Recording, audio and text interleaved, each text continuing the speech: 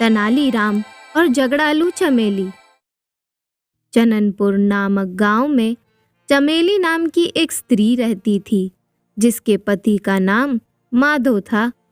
चमेली अपने पति से खूब लड़ा करती थी और उस पर अपना रोब झाड़ा करती थी। दोनों की एक बेटी भी थी, जिसका नाम चांद कुमारी था। चांद कुमारी दिखने में बहुत सुंदर थी। इतनी खूबसूरत और काबिल होने के बावजूद कोई उससे शादी नहीं करना चाहता था।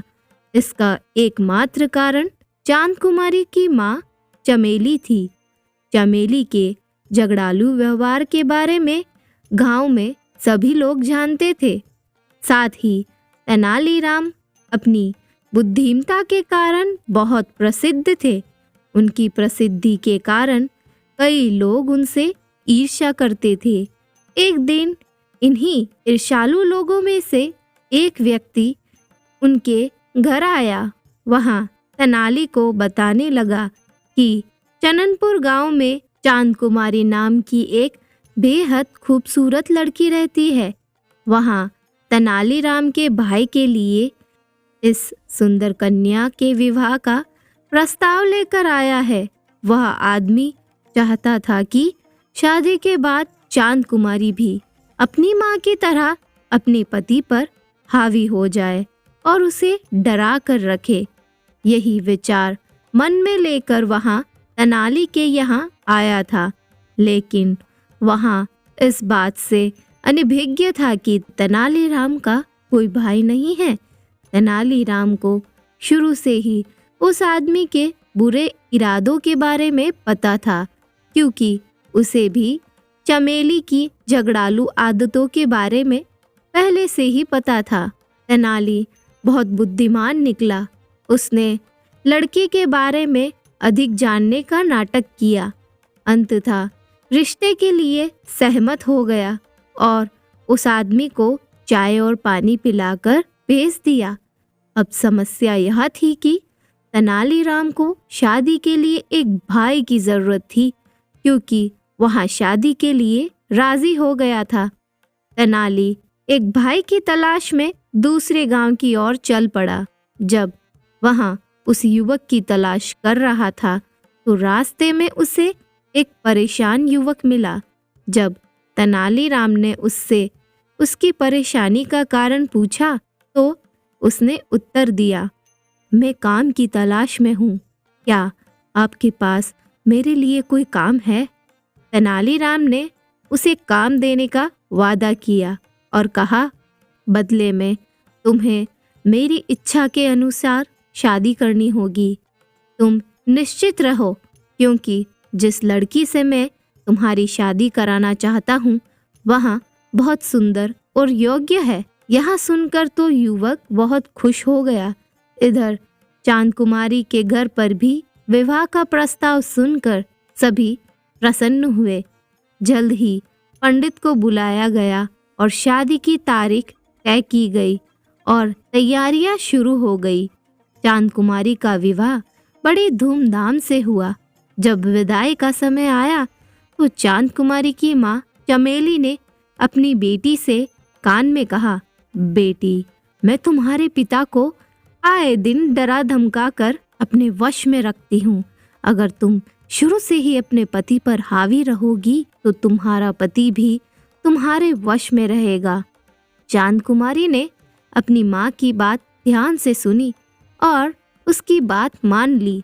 चमेली ने अपने पति माधव को भी कहा कि वहाँ भी थोड़े दिन अपनी पुत्री के यहाँ हो आए।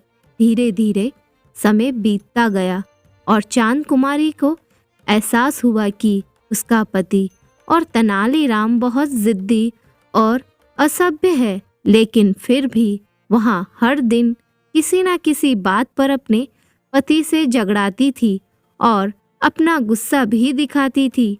इस बीच माधव भी वहीं रहता था, इसीलिए तेनालीराम ने उसे दूध, घी, बादाम आदि पौष्टिक भोजन खिलाया और कुछ ही महीनों में उसे मजबूत बना दिया। जब वह अपने घर चननपुर लौटने लगा तो तेनालीराम ने उसे बुलाया और समझाया, देखो मित्र, मैं जानता हूँ कि तुमने इन वर्षों में बहुत कुछ सहा है।